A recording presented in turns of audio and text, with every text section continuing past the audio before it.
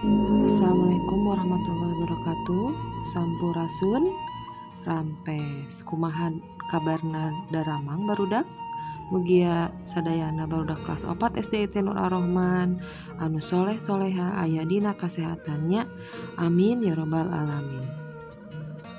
Alhamdulillah tepang deui sareng Ibu Desi Magdayani dina pangajaran bahasa Sunda. Dinten ieu Ibu bade ngadugikeun sababaraha hiji materi nyaeta aya dina tema K2. Sataacan dimulai pengajaran dinten ayeuna, hayu urang sasarengan baca heula basmalah. Bismillahirrahmanirrahim. Kompetensi dasar dina tema K2, urang diajar dina kompetensi dasar dina nomor 3.2 sareng 4.2. Mangganya barudak tah ieu 3.2 ieu nyaeta memahami teks argumentasi. 4.2 menceritakan isi teks argumentasi sederhana tentang selalu berhemat energi. Tah ieu barudak tema kedua nyaeta ngirit energi. Ngirit energi teh naonnya barudak? Ngirit artina nyaeta hemat energi. Ngirit energi artina nyaeta hemat energi. Naon wae sumber energi nu aya di bumi teh? Kahiji nyaeta panon poe, kadua cai, katilu listrik, kaopat bumi, kalima batu baterai. Ayeuna naon wae anu kedah dihemat? Nyaeta cai, listrik, jeung minyak bumi. Kunaon kedah diirit? Aya nu terang? Leres, upami hambur-hambur energi, engke sumber energina bakal enggal seep. Yuk urang hemat energi kanggo kalangsungan hirup urang sadayana di dunia. Salajengna materi anu bade didugikeun ku Ibu dinten ayeuna nyaeta aya 3. Kahiji wawanohan jeung tanda baca koma, kadua rarangken tukang, katilu kalimah ngantet. Bismillahirrahmanirrahim. Hayu barudak urang ngregepkeun sasarengan. Anu kahiji nyaeta wawanohan jeung tanda baca koma. Naonnya hartosna wawanohan teh? Wawanohan teh artina nyaeta perkenalan. Janten dinten ayeuna Ibu bade ngenalkeun ka hidep sadayana tanda baca koma.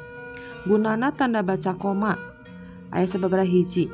Nyaeta kahiji tanda koma dipake misahkeun unsur-unsur dina wincikan atawa hitungan.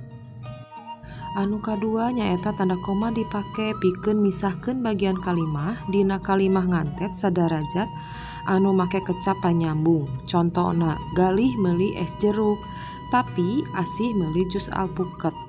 Anu katilu tanda koma dipake tukangeun kecap penyeluk saperti tah, wah, aduh, alahar jeung sajabana. Contona nyaeta tah alus ayeuna mah gambar dina TV teh. Salajengna tanda koma dipake samemeh kecap nu dipake sesebutan. Contona nyalira wae Pak. Nah, nomor 5 tanda koma dipake samemeh nuliskeun gelar. Contona Galih Suparli SPD. Nomor 6 nyaeta tanda koma dipake pikeun babagian alamat nu ditulis ngaruntui. Contona Perpustakaan Aji Prosidi, Jalan Garut nomor 2 Kota Bandung. Nomor 7 tanda koma dipake di hareupeun angka persapuluhan jeung di antara rupiah jeung sen dina bilangan. Tah, ieu contohnanya barudak 15,5 meter. Ayeuna nu kadua nyaeta rarangken tukang. Rarangken tukang teh aya rupa-rupanya barudak. Nu kahiji aya nu rarangken hareup, aya nu rarangken tengah, rarangken tukang, aya nu rarangken baru. Dina pangajaran kahiji hidup geus diajar rarangken hareup di ka jeung ti tah. Nah ayeuna mah urang diajar rarangken tukang keun jeung na. Tah mangga barudak ieu aya kolom anu ku Ibu disajikeun dina rarangken tukangkeun. Kecap nu make rarangkenkeun nuduhkeun naon-naon nu kudu dipigawe. Biasana mah negeskeun panitah. Contona asup ngangge rarangkenkeun jadi asupkeun. Nah, kitunya barudak. Salajengna aya rarangken tukangna.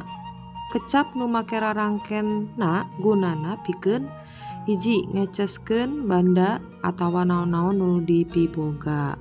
Contona mobilna, bukuna, bajuna. 2. Nuduhkeun kaayaan atawa perkara. Contona diukna, rig-rigna, seurina. Tah di dieu aya oge contoh nu sanes dina kolom-kolom nu di dieu, mangga diaos ke barudaknya. Nah, ieu cara-carana. Salajengna urang majeng deui ka materi katilu nyaeta kalimah ngantet. Ngantet teh sarua hartina jeung ngahiji atawa ngaruntuy. Kalimah ngantet nyaeta dua kalimah atawa leuwih nu dikantetkeun ku kecap panyambung da, ari, sareng tapi. Kalimah ngantet aya sababaraha hijinya barudak, sabaraha hiji aturan maksudna. Nyaeta hiji, kalimah ngantet satata atawa sadarajat, eusina nerangkeun kajadian nu padeukeut. Contona kecap panyambung da nyaeta barudak ngadadak jempe da geus nyahueun paguru rek asup ka kelas. Anu kadua, kalimah ngantet nu sarua tujuanana, kecap panyambungna ari. Contoh, asih keur ngepel di teras, ari lanceukna mah sasapu di buruan. Anu katilu, kalimah ngantet dipake nerangkeun kalimah nu lalawanan, kecap panyambungna nyaeta tapi. Contona, nu sejen geus baralik tapi galih mah kakara datang. Anu kaopat, kalimah ngantet bisa dipake nerangkeun sabab musabab, kecap panyambungna nyaeta da. Contona, asih gesat-gesut dangdan da dibebereg ku babaturanana. Tah sakitu wae pangajaran ti ibu dinten ayeuna barudak, mugi aya manfaatna kanggo urang sadayana. Alhamdulillah, hatur nuhun kana perhatosanana. Wassalamualaikum warahmatullahi wabarakatuh.